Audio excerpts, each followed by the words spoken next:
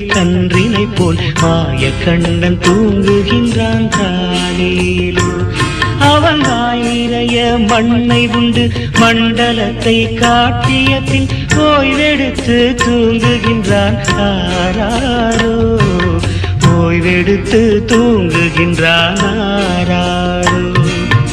ஆயர்பாடி மாளிகையில் தாய்மடியில் கன்றினை போல் மாயக்கண்ணன் தூங்குகின்றான் தாரேரோ.